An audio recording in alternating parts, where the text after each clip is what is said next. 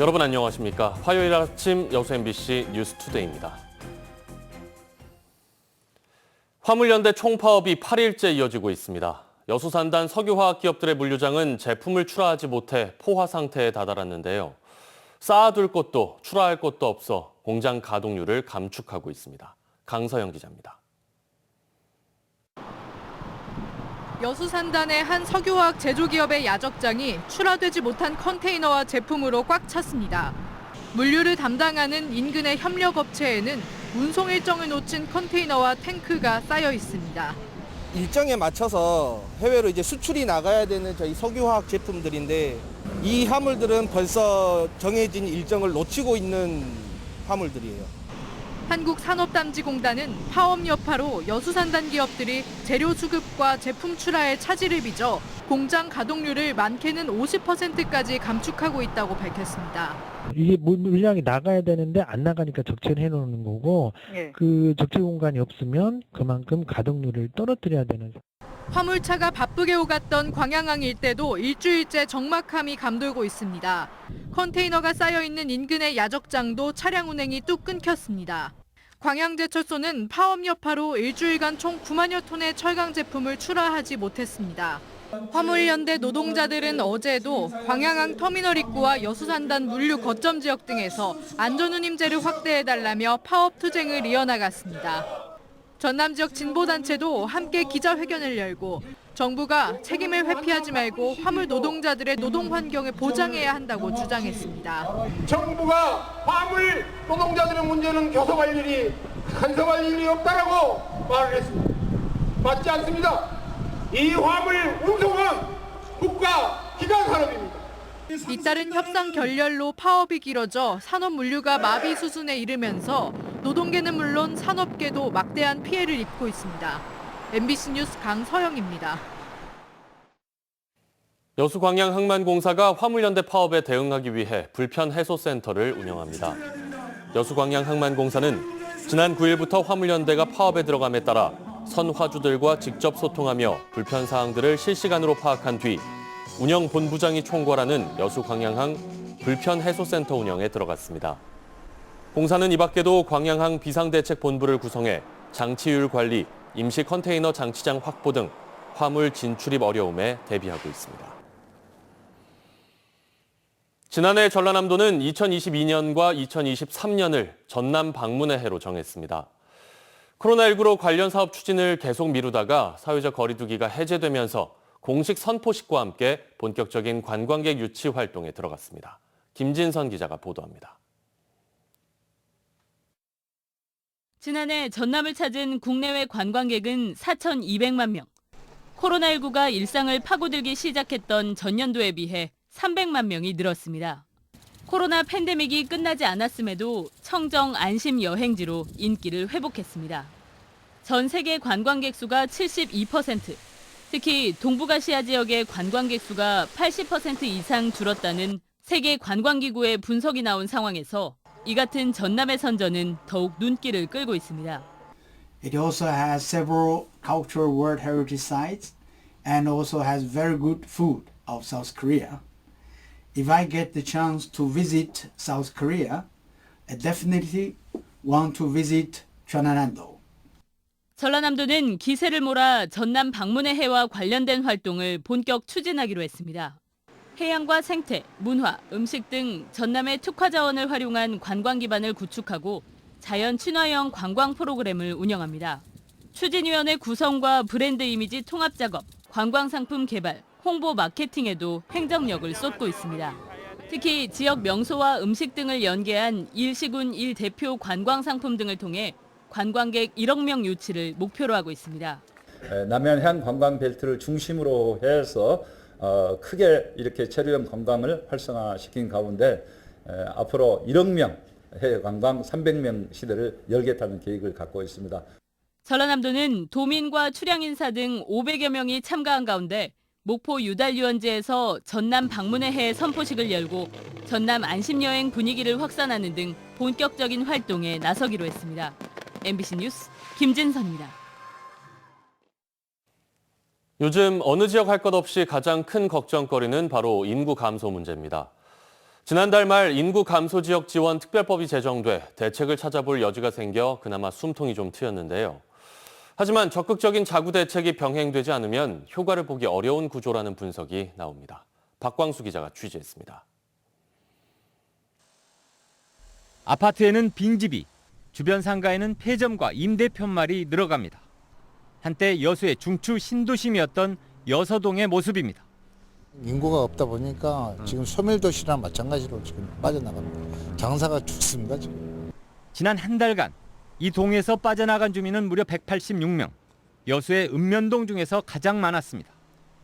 지역의 인구 유출과 감소세가 농어촌 오지를 넘어 도심 주택가로 확산하는 건 중소도시에선 이미 낯익은 풍경입니다. 정주할 수 있는 정주 여건들이 예전에 비해서 상황이 많이 바뀌다 보니까 적어도 한 5년 정도 그렇게 빠지고 있었던 것 같아요. 네.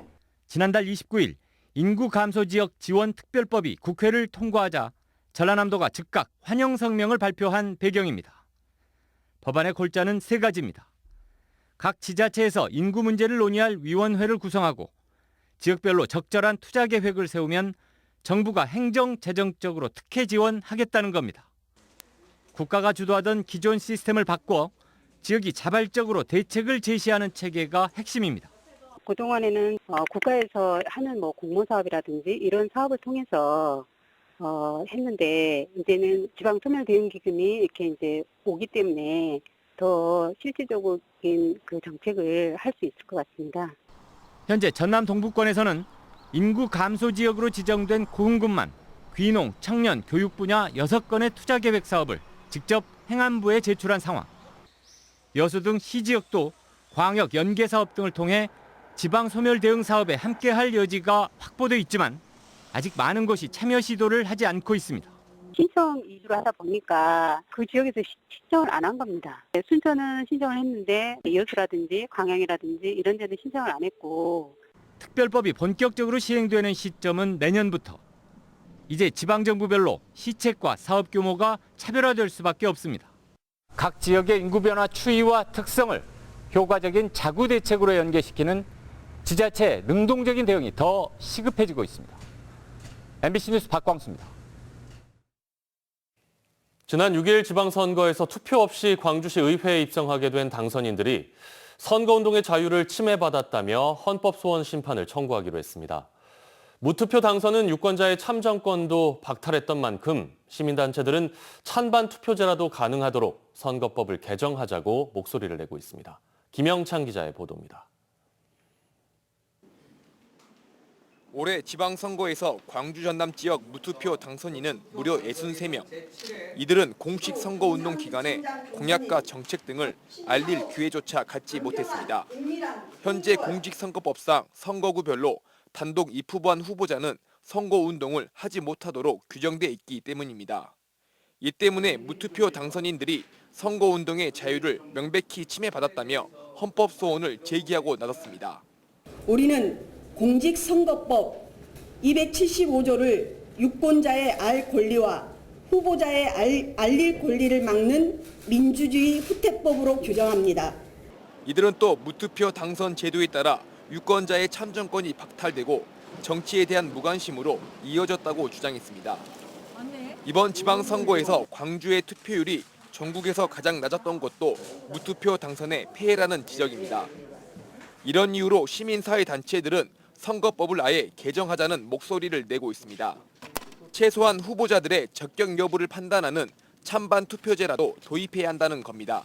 선거법 개정이나 다단계 어떤 질서를 좀 더 확장시킬 수 있는 이런 선거법 개정 논의 등을 실질적으로 해나가야 되는 거죠. 이 출발이길 바라는 그런 정도의 마음. 무투표 당선이 가능한 것은 광주 전남에서 민주당이 일당 독점하고 있기 때문이라는 점에서 민주당 역시 책임을 느끼고 법 개정 등 해법을 적극적으로 제시해야 한다는 지적도 일고 있습니다. MBC 뉴스 김영창입니다.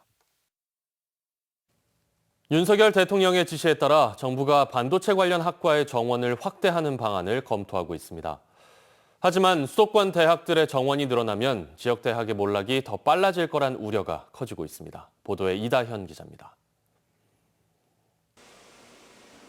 반도체 학과 증원 논란이 확산하고 있습니다. 정부는 반도체학과 인원을 증원하되 수도권과 지방대학 각각의 증원 규모를 비슷하게 맞추겠다는 방침을 내놓은 상태입니다. 그러나 우려는 사그라들지 않고 있습니다. 수도권 대학 정원이 늘어나는 것 자체가 지역 대학에 타격을 줄 가능성이 크기 때문입니다.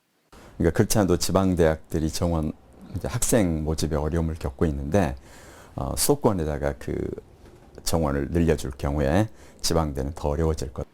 실제로 광주 전남 지역 대학들은 이미 학생 충원에 어려움을 겪고 있습니다. 광주 전남 지역 대학 가운데 양축으로 꼽히는 전남대와 조선대는 지난해에 이어 올해도 정원을 채우지 못했습니다. 학령 인구는 줄어드는데 수도권 대학 선호 현상은 더 뚜렷해지기 때문인 것으로 분석됩니다. 이런 상황에서 반도체 관련 학과가 있는 대학 30곳 가운데 절반이 서울과 수도권에 위치해 있습니다.